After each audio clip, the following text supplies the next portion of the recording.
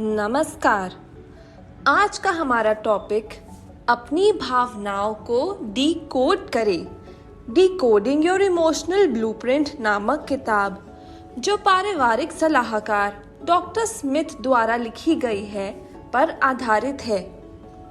इस वीडियो में आप लोकल कहावतें जैसे बाप पर पूत, पिता पर घोड़ा, बहुत नहीं तो थोड़ा थोड़ा, खानदान मायने रखता है या आपका जीवन आपकी मुट्ठी में आदि वाक्यों पर भी जागरूकता बढ़ेगी। जैसे कि बताया गया है, ये वीडियो डॉक्टर स्मिथ की किताब पर आधारित है जिसमें हमारी जागरूकता के लिए कई संदेश हैं।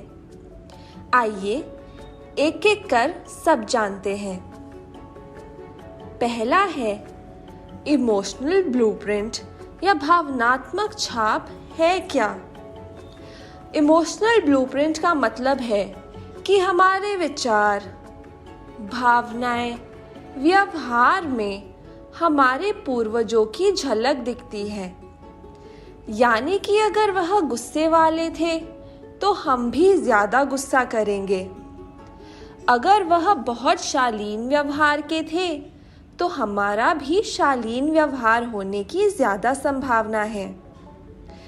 इसके बहुत सारे उदाहरण हैं, जैसे किसी खानदान में लड़ाई झगड़े चलते रहते हैं, किसी परिवार या खानदान में शादियां नहीं टिकती, किसी परिवार से अफसर पीढ़ी दर पीढ़ी बनते रहे हैं, किसी परिवार का हमेशा से दूसरों की मदद करने का उदाहरण रहा है, आदि आदि। अगर वे काफी चिंतित प्रवृत्ति के थे तो हम में भी ज्यादा चिंतित रहने की प्रवृत्ति होगी। पीढ़ी दर पीढ़ी एक जैसी प्रतिक्रिया या स्टाइल को इमोशनल या भावनात्मक डीएनए कहेंगे।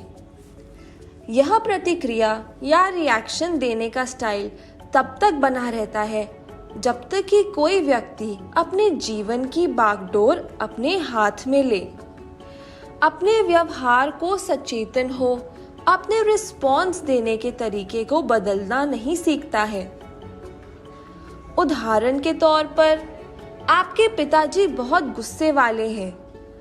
आपको पता चला है कि दादाजी के गुस्से के किस्से भी मशहूर हैं और आपको भी उसी तरह से गुस्सा आता है। आपकी माँ बार बार कहती है, गुस्से में तो बिल्कुल अपने खानदान पर गया है। दूसरा उदाहरण हो सकता है कि आपकी माँ बहुत जल्दी चिंतित हो जाती है।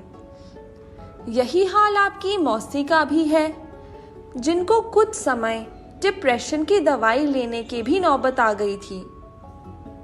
आपने पाया कि आप भी बहुत जल्दी घबरा जाती हैं और नकारात्मक भावनाएं कभी कभी बिना किसी बड़े कारण के आपको घेर लेती हैं। इसी तरह से किसी परिवार में हंसी खुशी का माहौल ज्यादा रहता है क्योंकि परिवार के सदस्यों में खुश रहने वाले दिमाग के केमिकल्स की मात्रा ज्यादा होती है। इमोशनल या भावनात्मक डीएनए के द्वारा सोच विचार, भावनाएं, व्यवहार सबसे शक्तिशाली तरीके से संचालित होते रहते हैं। जब तक कि आप सचेतन हो, उसमें विशेष बदलाव नहीं लाते और उसकी प्रैक्टिस नहीं करते रहते हैं।